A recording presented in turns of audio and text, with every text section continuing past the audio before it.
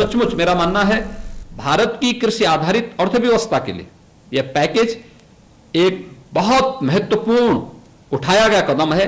यह मील का पत्थर साबित होगा भारत की अर्थव्यवस्था को, भारत को आत्मनिर्भर भारत बनाने में और एक स्वावलंबी भारत बनाने में इस पैकेज की एक बहुत बड़ी भूमिका होगी। सर, आपने बात करी प्रवासी मजदूर जो आ रहे हैं, लगातार आ रहे हैं, हम देख रहे हैं, तो जो लोग ट्रेन से आ रहे हैं या बसेस में आ रहे हैं उनकी तो मॉनिटरिंग हो रही है, उनकी नंबरिंग भी हो रही है, और ऐसे बहुत सारे लोग हैं जो पैदल चले आ रहे हैं, साइकिल में चले आ रहे हैं, रिक्शे में चले आ रहे हैं, लगातार आ रहे हैं, तो उनकी मॉनिटरिंग कैसे करेंगे? कितना बड़ा चैलेंज है। हालांकि आपने अधिकारियों को इसके लिए निर्देशित भी किया है, लेकिन क्या कोई जिम्मेदारी भी तय होगी इसके लिए? देखिए, मैं वास्तव में इसको लेके बहुत चिंतित हूं और आज से नहीं मेरी चिंता है।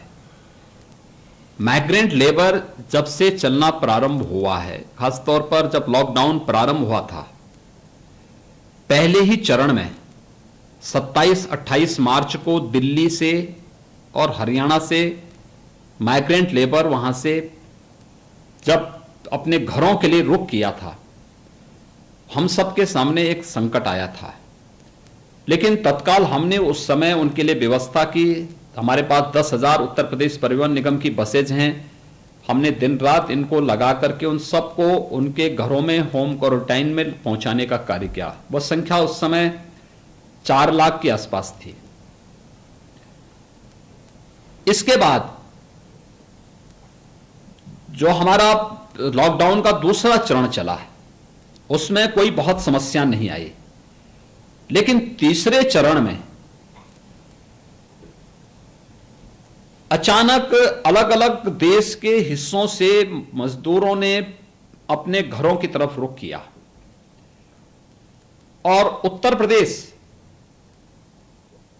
राज्य की आबादी स्वयं में बहुत बड़ी है, 23 करोड़ की आबादी हमारी है, और प्रदेश की हमारी जो आबादी है यह तो है ही हमारे सामने, हमारी एक ताकत तो है ही, लेकिन साथ साथ उत्तर प्रदेश की सीमा 7 राज्यों से मिलती है और एक नेपाल देश से भी मिलती है। अगर आप पूरब की तरफ जाएंगे, बिहार है, झारखंड है, वेस्ट बंगाल है या नॉर्थ ईस्ट है, तो उत्तर प्रदेश होकर के ही आपको जाना पड़ेगा। या अगर आपको मध्य भारत की तरफ जाना है तो भी उत्तर प्रदेश होकर के ही जाना है। दक्षिण भारत की तरफ भी जाना है तो भी उत्तर प्रदेश होकर के जाना है, और अगर पूरब से पश्चिम की तरफ जाना है तो भी उत्तर प्रदेश पड़ेगा। अगर दक्षिण से उत्तर जाना है तो भी उत्तर प्रदेश पड़ेगा। तो स्वाभाविक रूप से हमारे सामने एक चैलेंज इस रूप में आया। पहले हमारे स्वयं के जो प्रवासी कामगार और श्रमिक थे, दूसरा अन्य राज्यों के भी।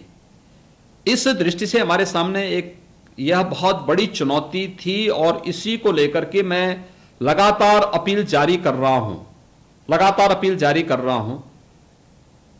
इन्हीं को ध्यान में रख करके मैंने हर राज्य के लिए एक एक नोडल अधिकारी, आईएएस और एक आईपीएस को नोडल अधिकारी के रूप में तैनात किया। हमने लगातार संबंधित राज्य सरकारों के साथ संवाद बनाया। देश के सभी राज्य सरकारों को मैंने पत्र भी लिखा, ज्यादातर मुख्य